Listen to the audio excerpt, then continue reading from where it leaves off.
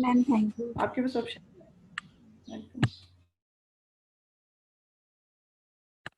तो कैपिटल की power alpha, labour की पावर अल्फा, और मैंने क्या बताया था कि होल पावर में आपके पास इनवर्स ऑफ द पावर, यानी कि कैपिटल लेबर की जो पावर होगी ना उसका इनवर्स आपके पास आता है होल पावर में। अच्छा, तो हमने सबसे पहले मार्जिनल प्रोडक्टिविटी ऑफ लेबर जो है वो कैलकुलेट करना है, और फॉर्मूला आपके पास क्या था कि bring the power to base, right the function, subtract 1 from the power, ये आपके पास आ गया। विदाउट पावर, जब विदाउट पावर आप डेरिवेटिव ले रहे होंगे तो आप देखें कि we have two terms inside the bracket, ठीक है। The first term doesn't have labour, उसका डेरिवेटिव तो जीरो हो जाएगा। सेकंड टर्म में लेबर है तो उसका डेरिवेटिव हम लेंगे, और उसका डेरिवेटिव क्या आएगा, एल अल्फा का, L raised to power alpha का डेरिवेटिव आ जाएगा। Bring the power into base, right the function and subtract 1 from the power, ठीक है। मैम या एक्सक्यूज मी, हाँ जी, मैम ये ग्राफ के जरिए भी समझ सकते हैं CES production function? CES production function graph के जरिए देखें तो यानी कि जिस तरह आप लोगों के लिए जो कोप्लोगलस प्रोडक्शन फंक्शन है वो तो एक परफेक्ट फॉर्म है ना, तो जी मैम। लेकिन ये भी तकरीबन आप लोगों के पास उसी के इक्वल, उसी के जैसा होता है, एक्सिस को टच ओके नहीं मैम। करता, ठीक है। लेकिन depending on the value of elasticity ये आप लोगों के पास स्टीपर भी हो सकता है, फ्लैटर भी हो सकता है। जैसे मैंने आपको स्टार्ट में बताया था ना कि इलास्टिसिटी की वैल्यू अगर ज़्यादा होगी तो इसका मतलब है कि आपके पास ग्राफ जो है वो फ्लैटर होगा, ठीक है। तो depending on the value of elasticity हम बता सकते हैं कि ग्राफ कैसा होगा। Okay ma'am. नेक्स्ट आप लोगों के पास है मार्जिनल प्रोडक्टिविटी ऑफ कैपिटल, तो उसके लिए दोबारा हम देखेंगे कि we have to take derivative किस तरह से, कि bring the power into base, right the function,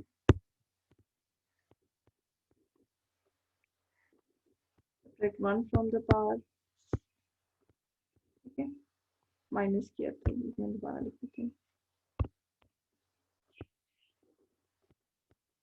फिर आपने क्या करना है कि इनसाइड द ब्रैकेट जो टर्म है उसका डेरिवेटिव लेना है। अब because we are taking derivative respect to K, तो पहली जो टर्म है उसका डेरिवेटिव हम लेंगे, and the second term because doesn't have के तो उसका डेरिवेटिव विल बिकम जीरो, ठीक है। तो फर्स्ट जो टर्म है सिर्फ उसका डेरिवेटिव मैं लेने जा रही हूँ, and it is alpha K raised to power alpha minus 1, ठीक है। अब एमआरटीएस किसके इक्वल,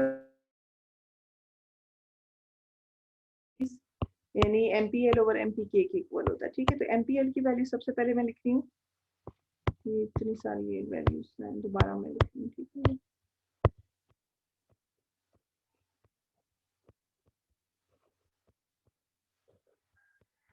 ये आपके पास वैल्यू डिवाइडेड बाय एमपीके की वैल्यू लिखनी है,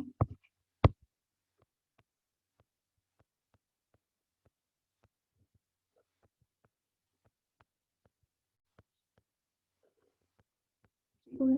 अच्छा, अब आप देख सकते हैं कि जब आपने रेशो फॉर्म में लिया तो ये वैल्यू इसके साथ कैंसिल आउट हो रही है, ये वैल्यू इसके साथ कैंसिल आउट हो गई, ठीक है। उसके अलावा अल्फा अल्फा के साथ कैंसिल आउट हो गया। सो आपके पास क्या रह गया, एल ओवर के वैल्यू सिर्फ रहेगी, ठीक है। तो वो मैं लिखने जा रही हूँ, M R T S is equal to L over K. अच्छा, अब आपको ये भी पता है कि both are having same power, तो you can take the value of power common, ठीक है। ये आपके पास आ गया। अच्छा, फिर सेकंड काम क्या करना था, सेकंड मैंने आपसे कहा था कि एम आर टी एस की जो इक्वेशन आपके पास आएगी ना उससे आपने के बाय एल का फॉर्मूला निकालना है, एल बाय के का नहीं, हमें के बाय एल का फॉर्मूला चाहिए। तो सबसे पहले क्या हम क्या करते हैं, उसको थोड़ा सा मॉडिफाई करते हैं, M R T S is equal to हम लिखेंगे के बाय एल फॉर्म में। तो के बाय एल फॉर्म में करने के लिए आपको क्या करना पड़ेगा कि उसमें आपको पता है ना साइन बदल जाएगा, ये अल्फा माइनस 1 है, ये 1 माइनस अल्फा बन जाएगा, ठीक है। जब आप कर लेते हैं ना वैल्यू चेंज, इन्वर्ट कर देते हैं, यानी कि एल बाय के था, आप उसको के बाय एल करेंगे तो जो पावर है उसकी वैल्यू जो है वो चेंज हो जाती है, यानी कि इसका मतलब है कि अगर वो प्लस में था पावर तो वो माइनस में हो जाएगा, और माइनस में है तो वो प्लस में कन्वर्ट हो जाएगा। तो यहाँ पर आप देखें कि अल्फा माइनस 1 था, and when you invert the value तो ये 1 माइनस अल्फा हो जाएगा, ठीक है। अच्छा, उसके बाद फिर हमने क्या करना था, we had to find the function for K by L.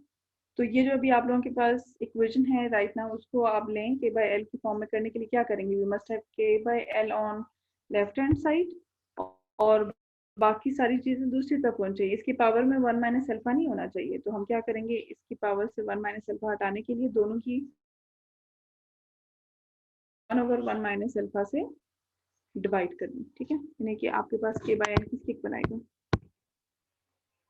मैं इसको लिख रही हूँ MRTS, और क्योंकि इसकी पावर में 1 माइनस अल्फा था, खत्म करने के लिए दोनों तरफ मुझे 1/1 माइनस अल्फा से मल्टीप्लाई करना है, ठीक है। ये इसके साथ कैंसिल हो जाएगा, तो MRTS की पावर आ जाएगी 1/1 माइनस अल्फा।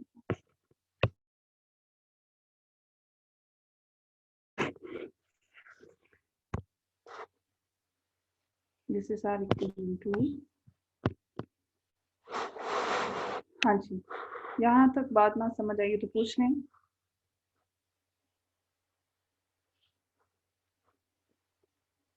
क्लियर है? Yes ma'am. अब नेक्स्ट आपने क्या करना है, we have to take derivative of K by L with respect to MRTS। तो here is the derivative of k by l with respect to MRTS, ठीक है।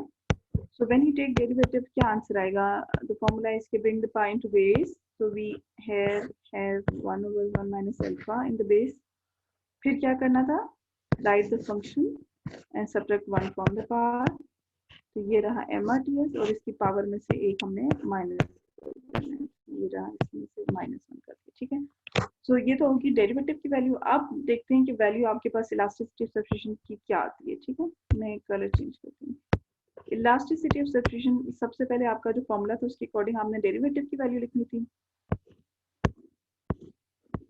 ये derivative of K by L over MRTS जो है, ठीक है। Derivative of K by L with respect to MRTS की value मैं पहले लिखती हूँ,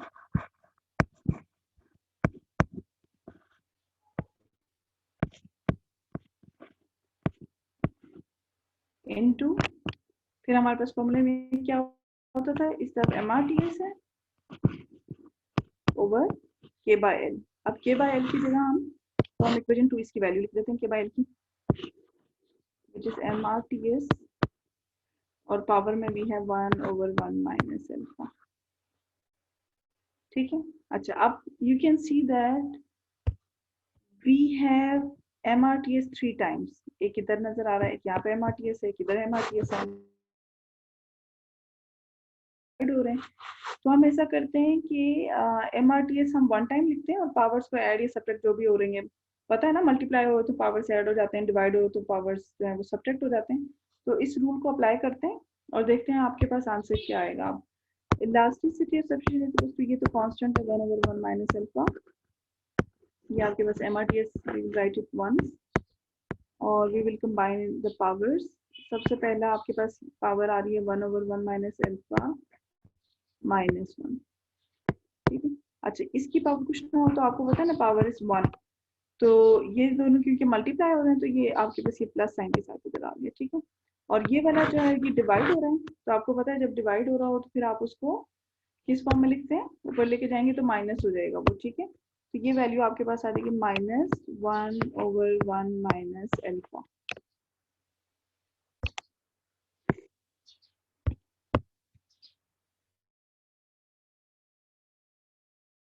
कंफ्यूजन, जो आपके पास MRTS वाली टर्म्स थी ना, उसको आपने कंबाइन करके लिखना था। तो अब आप देखें कि आपके पास जो वैल्यू है 1/1 माइनस अल्फा, ये इसके साथ कैंसिल हो गया, -1 +1 के साथ कैंसिल हो गया। So what we have in the power, 0। Exactly 0। और जब भी किसी चीज की पावर 0 तो वो क्या, किस चीज के इक्वल आता है, 1 1। तो इसका मतलब है कि इलास्टिसिटी ऑफ सब्स्टिट्यूशन की वैल्यू क्या आ जाएगी, 1/1 माइनस अल्फा ओनली। MRTS की वैल्यू पावर क्योंकि 0 थी तो 1 हो गई, तो आपके पास आंसर आ रहा है 1/1 minus alpha, this is our answer. ठीक है, अल्फा लिखा है मैंने, ठीक है, होपफुली समझ आ रही होगी, मैं दोबारा लिखती हूँ। तो ये आप लोगों के पास इलास्टिसिटी ऑफ सब्स्टिट्यूशन है। मैंने आपसे कहा था कि this is called CES, constant elasticity of substitution. You can see that in the answer we do not have any variable. आपके पास वेरिएबल क्या है? वायर वेरिएबल है, कैपिटल वेरिएबल है, लेबर वेरिएबल है। ठीक है, और आंसर में देखिए आपके पास ना वाई आ रहा है, ना कैपिटल आ रहा है, ना लेबर आ रहा है। तो इट मीन्स के आपके पास जो वैल्यू है it is constant 1/1 minus alpha. Alpha is the parameter. ठीक है, अब आप देखें इस क्वेश्चन में अगर मैं कहूँ कि अल्फा की वैल्यू 0.5 है, तो यहाँ पे आप पुट करें 1/1 माइनस 0.5, क्या आंसर आएगा? अगर अल्फा की वैल्यू 0.5 हो तो इलास्टिसिटी ऑफ सब्स्टिट्यूशन की वैल्यू क्या आएगी? 1 divided by 0.5 होगा। 1 minus 0.5. 1 डिवाइड बाय 0.5 किसके इक्वल आता है? 0.5 में 2 के। 2 2 के मैम। आता है, बिल्कुल सही, 2 के आता है। और क्योंकि 2 की जो वैल्यू यानी कि इसका मतलब है कि वैल्यू आपके पास ग्रेटर देन 1 आ रही है, तो ग्राफ आपका कैसा बनेगा? आइसोक्वांट का स्टीपर बनेगा, मैम फ्लैटर? स्टीपर बनेगा। क्या लिखवाया था, स्टेटमेंट क्या लिखवाई थी कि अगर इलास्टिसिटी ऑफ सब्स्टिट्यूशन की वैल्यू लार्ज हो, मैम फ्लैटर बनेगा। वैल्यू अगर ग्रेटर देन slope 1 आएगी को तो स्टीपर होगा। हाँ हाँ, इलास्टिसिटी ऑफ सब्स्टिट्यूशन की हम बात कर रहे हैं ना, वो तो स्लोप की वैल्यू हम कहते हैं ना कि स्लोप की वैल्यू अगर ज्यादा है तो स्टीपर बनती है। यहाँ पे इलास्टिसिटी ऑफ सब्स्टिट्यूशन की बात कर रहे हैं कि इलास्टिसिटी ऑफ सब्स्टिट्यूशन की वैल्यू अगर लार्ज होगी तो ग्राफ फ्लैटर होगा। ठीक है, और अगर लेट्स सपोज मैं कहूँ कि अल्फा की वैल्यू 0, अल्फा की वैल्यू है 2, या क्या करें, वैल्यू वैल्यू हम रखते हैं 0.8 कर लें।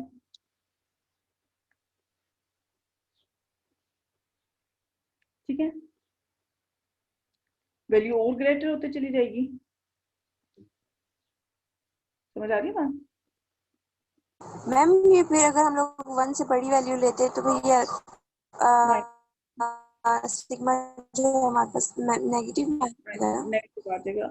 लेकिन अल्फा की वैल्यू नॉर्मली, क्योंकि ये आप लोगों के पास इलास्टिसिटी की वैल्यू होती है ना, अल्फा यहाँ पे CS में जो है ना, ये इलास्टिसिटी की वैल्यू होती है, तो ये वैल्यू नॉर्मली 0 और 1 के दरमियान ही लाई करती है। और अल्फा की वैल्यू जितनी ज्यादा क्लोजर टू 1 होगी, इलास्टिसिटी की वैल्यू क्या आएगी? ग्रेटर आएगी। और जितना अल्फा की वैल्यू क्लोजर टू 0 आएगी, इलास्टिसिटी की वैल्यू उतनी ही स्मॉल आएगी। ठीक है, हाँ जी, क्लियर हो गया?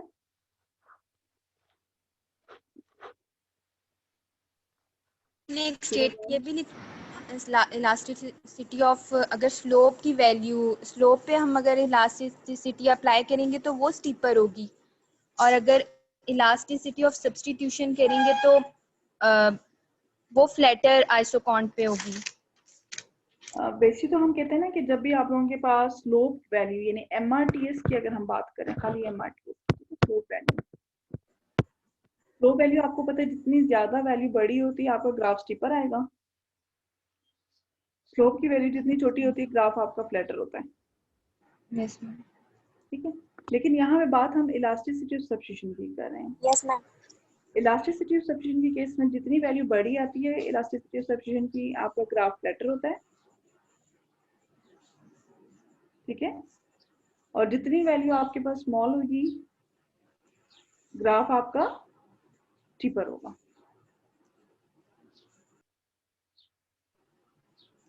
समझ आ गई बात? Yes ma'am.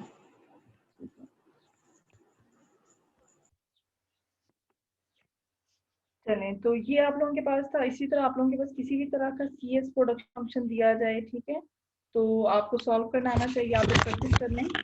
y equals to beta की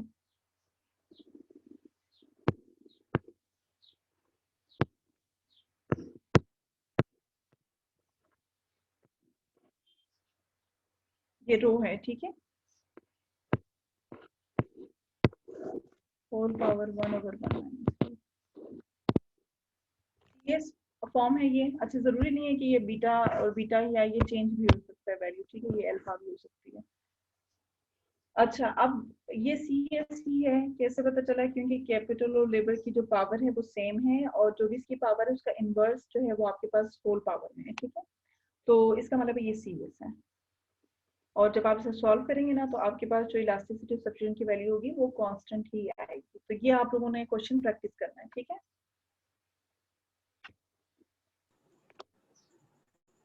जी, नेक्स्ट टॉपिक आप लोगों के पास है रिटर्न टू स्केल।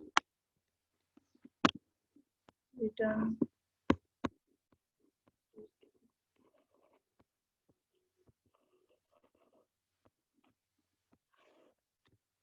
अच्छा, रिटर्न टू स्केल आपके पास क्या चीज होती है? आप लोगों ने मार्जिनल प्रोडक्टिविटी तो देखी है, रिटर्न टू स्केल क्या होता है? रिटर्न टू स्केल बेसिकली हमें बताता है कि how output changes given a certain increase in all inputs.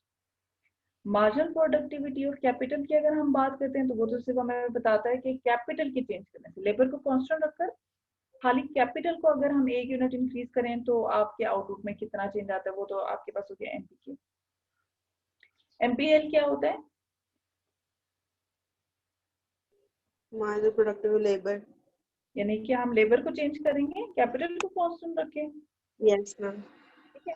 इसका मतलब है कि आपके पास जो मार्जिनल प्रोडक्टिविटीज हैं वो आपको बता रहे हैं आउटपुट में क्या चेंज आ रहा है when we make change in one of the input and keep other constant, ठीक है। रिटर्न्स टू स्केल आपके पास क्या होता है? रिटर्न्स टू स्केल आपको बताता है कि क्या चेंज आ रहा है आउटपुट में if we increase all of the inputs by a certain percentage, ठीक है। यानी कि अगर आप अपने कैपिटल और लेबर दोनों को आप यहाँ पे इंक्रीज करेंगे और दोनों को सेम रेशो से इंक्रीज करना, ये नहीं है कि कैपिटल को आप 5% इंक्रीज करें, लेबर को 10% इंक्रीज करें और फिर देखें आउटपुट में क्या चेंज आ रहा है। नहीं, आपने लेबर और कैपिटल दोनों को एक खास परसेंटेज से चेंज करना है, और चेंज करने के बाद then you will see that what will happen to the output, ठीक है। So that is called the returns to scale. यानी कि मैं यहाँ पे लिख देती हूँ इसका फॉर्मूला कि रिटर्न्स टू स्केल आपके पास किसके इक्वल है? This is equal to percentage change in output. Output में कितने परसेंट का चेंज आ रहा है? Due to percentage change in quantity of all inputs, ठीक है। यानी कि अगर मैं कहती हूँ कि output is the function of capital and labour, तो इसका मतलब है कि मुझे के और एल कैपिटल लेबर दोनों को इंक्रीज करना है बाय अ सर्टेन परसेंटेज, ठीक है। अच्छा, अब अगर मैं कहूँ कि मैंने लेबर और कैपिटल दोनों को 5% इंक्रीज किया है और आपके आउटपुट में 5% का ही चेंज आ जाए, ठीक है। क्या कहा मैंने कि मैंने लेबर और कैपिटल दोनों को कितना परसेंट इंक्रीज किया? 5%। आउटपुट भी 5% ही इंक्रीज हो जाए तो हम कहेंगे we have constant returns to scale, ठीक है। क्या कहा कि if we increase labour and capital by a certain percentage और आपका आउटपुट भी उसी परसेंटेज से ही इंक्रीज हो रहा हो तो हम कहेंगे we have constant returns to scale. अच्छा, इसी तरह अगर मैं कहूँ कि मैंने आउटपुट इनपुट्स को 5% इंक्रीज किया, लेबर और कैपिटल दोनों को मैंने 5% इंक्रीज किया और आउटपुट में मेरे पास सिर्फ 3% का इंक्रीज आया है, लेकिन सिर्फ 3% का इंक्रीज आया है, तो हम क्या कहेंगे? We have decreasing returns to scale, ठीक है। और थर्ड सिचुएशन क्या होगी कि अगर मैं इनपुट्स को 5% इंक्रीज करूं और आउटपुट मेरा लेट्स सपोज 10% इंक्रीज हो जाए, लेबर को भी 5% इंक्रीज किया था, कैपिटल को भी 5% इंक्रीज हो जाए, तो फिर हम कहेंगे we have increasing. Exactly increasing returns, ठीक है। सो याद एक और चीज जो रखनी है वो ये कि आपके पास जो रिटर्न्स टू स्केल है ना, ये आपके पास एप्लीकेबल है only if the production function is homogeneous. अगर आपका प्रोडक्शन फंक्शन होमोजीनियस नहीं है तो रिटर्न टू स्केल कैलकुलेट करना पॉसिबल नहीं होगा। ठीक है, क्या कहा मैंने कि ये चेक करने के लिए कि whether we have increasing returns to scale, decreasing returns to scale or constant returns to scale, your production function must be homogeneous. अच्छा, इसका मतलब है कि सबसे पहले होमोजीनियस को समझना पड़ेगा कि होमोजीनियस प्रोडक्शन फंक्शन क्या होता है। ठीक है,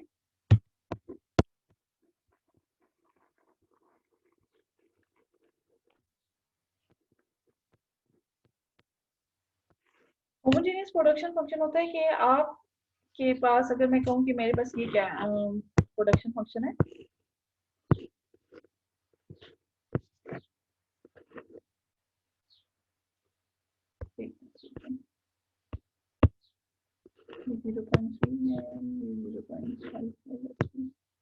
जरूरी तो नहीं है ना कि आपके पास सम 1 ही आए, कुछ भी हो सकता है। ये वैल्यू आपके पास आ गई है। ठीक है, और आपने क्या करना है, यहाँ पर कैपिटल लेबर को दोनों को जो है वो इंक्रीज किया लेमडा टाइम, जैसे कि ए, और कैपिटल को भी आपने लेमडा टाइम्स इंक्रीज किया, लेबर को भी लेमडा टाइम्स इंक्रीज करें। अच्छा, फिर हम क्या करेंगे कि जो लेमडा वाली टर्म्स है उसको हम बाहर लेकर आते हैं, जो लेमडा आएगा उसकी पावर 0.5 था, इस पर पावर आपकी 0.5 होगी। लेमडास को हमने फैक्टर आउट कर दिए, और जब हम लेमडास को फैक्टर आउट कर दें तो if you get back the production function, देखिए आपके पास प्रोडक्शन फंक्शन वापस आ गया। ठीक है, ये प्रोडक्शन फंक्शन वापस आ गया आपके पास जब आप लेमडा को फैक्टर आउट कर लेते हैं। सो अगर आप लेबर कैपिटल दोनों को लेमडा से मल्टीप्लाई करें and if you could completely factor out it, तो आपका जो प्रोडक्शन फंक्शन है वो होमोजेनियस कहलाएगा। ठीक है, समझ आ गई बात।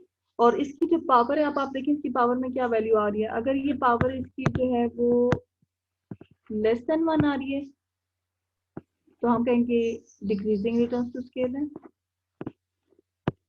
अगर इसकी पावर जो है वो आप लोगों के पास क्या आ जाए,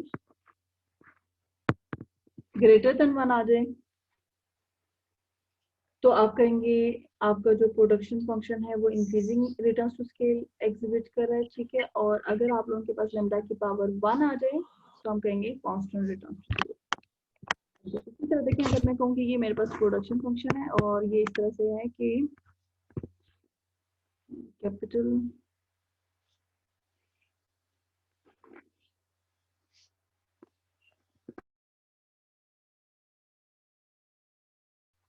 क्या ये होमोजेनियस है, क्या ये प्रोडक्शन होमोजेनियस है?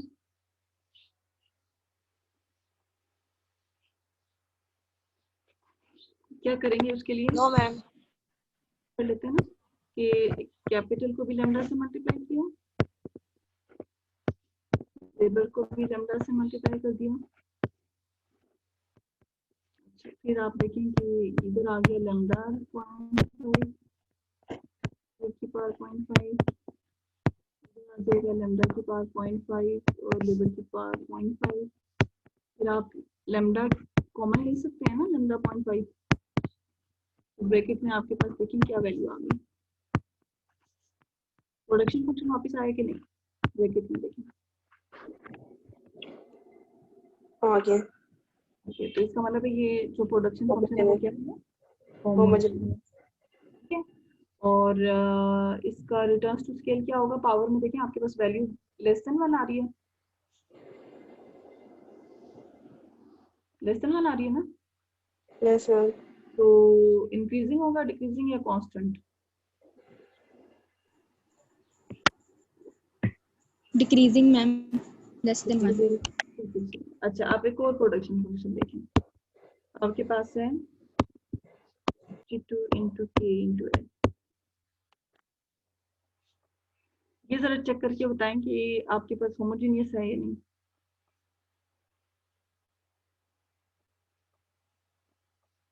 No ma'am. अच्छा चेक कर लेते हैं। 52 ये लैम्डा की एडिशन तो ऐसे लिखेंगे ना, पहले तो लैम्डा से मल्टीप्लाई करेंगे कैपिटल लेबर दोनों को। Yes ma'am.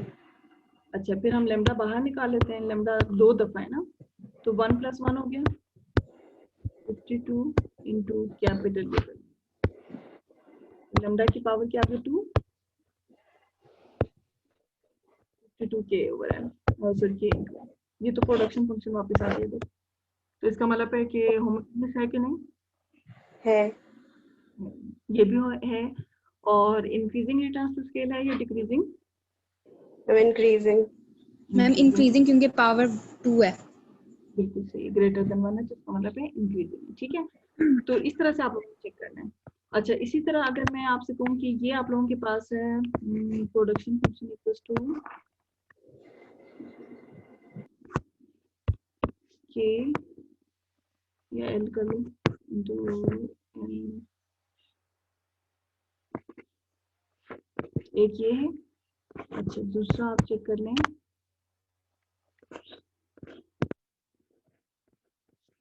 ये दोनों आपके पास, जल्दी से मुझे बताएं, आप लोगों के पास 2 मिनट है। ठीक है, और बताएं कि दोनों में से कौन सा होमोजीनियस है, अगर कोई होमोजीनियस है तो उसका रिटर्न्स टू स्केल भी बताएं कि इंक्रीजिंग है डिक्रीजिंग है क्या। ठीक है, 2 मिनट है, जल्दी से सॉल्व करें।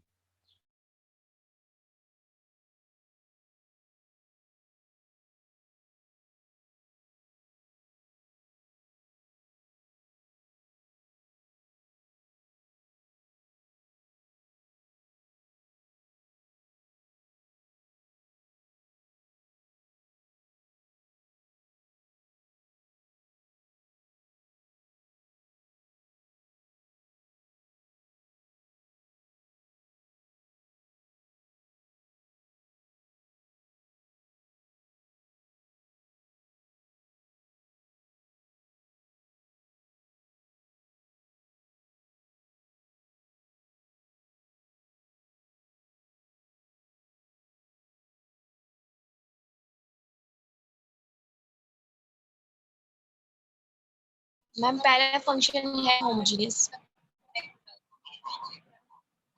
हाँ जी, पहला वाला है होमोजीनियस। यस। ठीक है, और इंक्रीजिंग है डिक्रीजिंग है? इंक्रीजिंग। इंक्रीजिंग है। ठीक है, और दूसरा वाला? मैम अभी कर रहे हैं। ठीक है,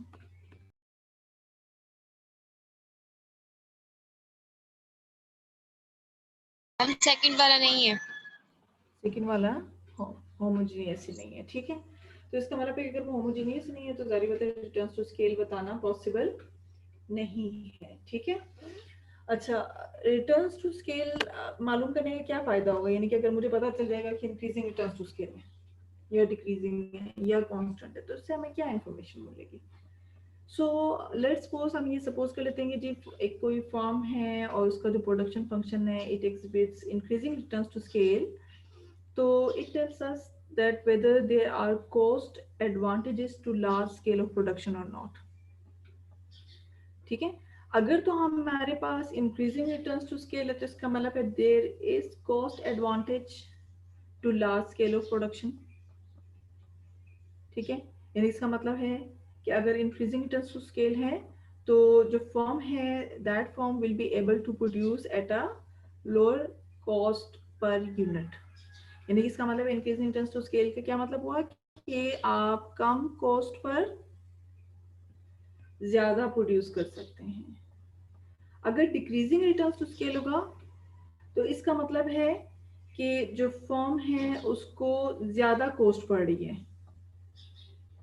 ठीक है, यानी कि जैसे भी मैंने आपको बताया था डिक्रीजिंग रिटर्न्स टू स्केल में कि हमने लेबर और कैपिटल को 5% इंक्रीज किया तो आउटपुट सिर्फ 3% इंक्रीज हुआ, तो इसका मतलब है कि there are no cost advantages to large scale production. Decreasing returns to scale है तो समझ जाएं कि आपको प्रोडक्शन बढ़ाने की बजाय कम करने की जरूरत है। और अगर आप लोगों के पास रिटर्न्स टू स्केल कांस्टेंट है, ठीक है, तो कांस्टेंट रिटर्न्स टू स्केल का क्या मतलब हुआ कि हमें अपनी जो है वो प्रोडक्शन को ना बढ़ाना है ना कम करना है. We have achieve the maximum level. Maximum level आप अचीव कर चुके हो, तो ना आपको प्रोडक्शन को बढ़ाने की जरूरत है ना आपको कम करने की जरूरत है. ठीक है. सो रिटर्न टू स्केल हमें इंफॉर्मेशन देता है कि whether we have cost advantages to large scale production और नॉट. ठीक हो गया. ये टॉपिक क्लियर हो गया. तो नेक्स्ट पे चलें. Yes, जी ma'am. Yes ma'am. चलें जी. नेक्स्ट टॉपिक आप लोगों के पास है टेक्नोलॉजिकल प्रोग्रेस. ठीक है.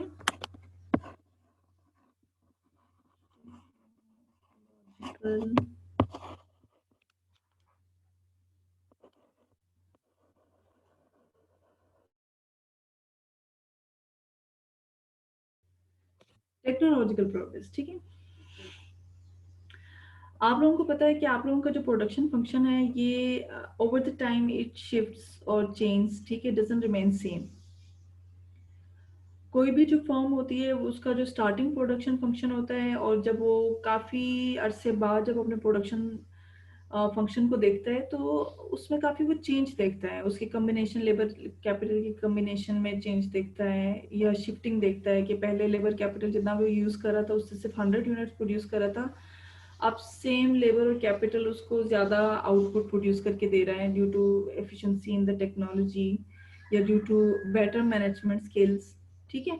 तो इसका मतलब है कि आपका जो प्रोडक्शन फंक्शन है it shifts over time and the reason is that a firm can achieve equal or more output.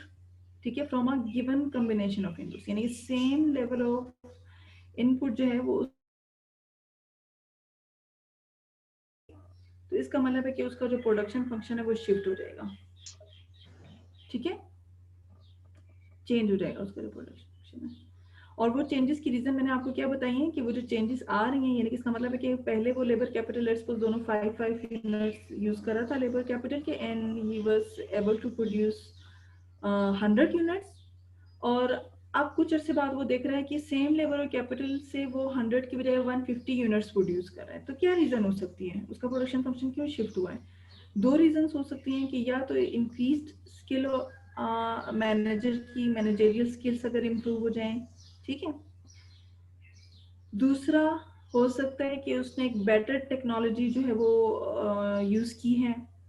ठीक है. एक अच्छी मशीनरी यूज़ कर ली है, नई टेक्नोलॉजी यूज़ कर ली है. तो इसका मतलब है कि जब भी आपके पास मैनेजरियल स्किल्स इंप्रूव हो जाएंगी या जब भी आप कोई नई टेक्नोलॉजी एडवांस टेक्नोलॉजी को इम्प्लीमेंट करते हैं तो आपका जो प्रोडक्शन फंक्शन है वो शिफ्ट हो जाता है. ठीक है. यानी कि इसका मतलब है कि same labour capital will now be able to produce more output. ठीक है. सो अगर same labour capital due to managerial skills या ड्यू टू न्यू टेक्नोलॉजी ज्यादा प्रोड्यूस करके दे रहा है तो we say that we have achieve technological progress. ठीक है. यानी कि क्या कहा मैंने कि सेम लेबर कैपिटल अगर आपको ज्यादा प्रोड्यूस करके दे तो हम कहेंगे टेक्नोलॉजिकल प्रोग्रेस है. अगर आप एक टेक्नोलॉजी से दूसरी टेक्नोलॉजी की तरफ शिफ्ट तो हो रहे हैं लेकिन सेम लेबर कैपिटल आपको पहले से कम आउटपुट प्रोड्यूस करे या सेम ही लेवल ऑफ आउटपुट प्रोड्यूस करके दे तो हम कहेंगे there is no technological progress. Technological progress तभी होगी जब आप एक प्रोडक्शन फंक्शन से दूसरी प्रोडक्शन फंक्शन की तरफ शिफ्ट करें तो सेम लेबर कैपिटल आपको ज्यादा आउटपुट प्रोड्यूस करके दे. ठीक है. अब जो आप लोगों के पास जो टेक्नोलॉजिकल प्रोग्रेस है वी हैव 3 टाइप्स. पहली जो टाइप है that's called neutral technical progress. First आपके पास कहलाएगी न्यूट्रल टेक्निकल प्रोग्रेस. एक आप लोगों के पास कहलाती है कैपिटल इंटेंसिव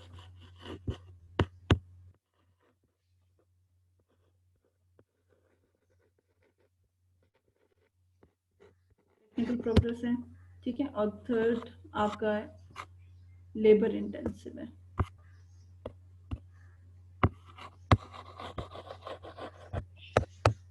तो ये आप लोगों के पास 3 टाइप्स हैं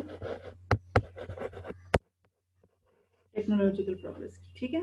बताइए यहाँ तो कोई प्रॉब्लम है या कुछ टॉपिक में प्रॉब्लम है समझ नहीं आई तो पूछ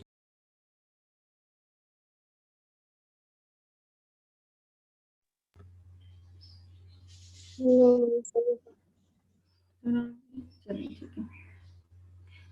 अच्छा, एक और चीज याद रखेंगे, जो आपका कैपिटल इंटेंसिव टेक्निकल प्रोग्रेस है ना, इसे हम ऑल्टरनेटिवली लेबर सेविंग भी कहते हैं। लेबर सेविंग देखिए, कैपिटल इंटेंसिव का क्या मतलब है, आप ज्यादा कैपिटल यूज करें, अगर आप ज्यादा कैपिटल यूज करें तो इसका मतलब आप लेबर सेव कर रहे हो। ठीक है, जैसे आपको पता है ना कि कुछ कंट्रीज जो हैं वो रोबोटिक उसकी तरफ जा रहे हैं। ठीक है, तो अगर वो रोबोट्स यूज करेंगे तो जाहिर बात है लेबर आप लोगों का सेव हो जाएगा। इसी तरह जिन कंट्रीज में लेबर ज्यादा यूज होता है वहां पर वो कैपिटल कम यूज कर रहे होते हैं, तो इसका मतलब है जो लेबर इंटेंसिव टेक्निकल प्रोग्रेस अगर आप यूज करें तो इट मींस कि it will be a capital saving technical alternate names है। ठीक है, कैपिटल इंटेंसिव टेक्निकल प्रोग्रेस कहूँ या लेबर सेविंग कहूँ, टेक्निकल प्रोग्रेस बात एक ही है। लेबर इंटेंसिव टेक्निकल प्रोग्रेस कहूँ या कैपिटल सेविंग कहूँ, बात सेम होगी। ठीक है, यानी कि हम बात करें एक ही चीज की।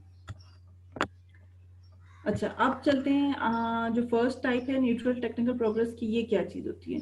अच्छा, हमारे पास क्योंकि 1 मिनट रह गया है तो बेटर है कि हम इसको क्लोज कर लेते हैं सेशन को। ठीक है, दोबारा से ज्वाइन कर लें, क्योंकि फिर पढ़ाते हुए बीच में वो हो जाएगा, बंद हो जाएगा ये। ठीक है, मैं सेशन एंड कर रही हूँ, जल्दी से दोबारा ज्वाइन करें।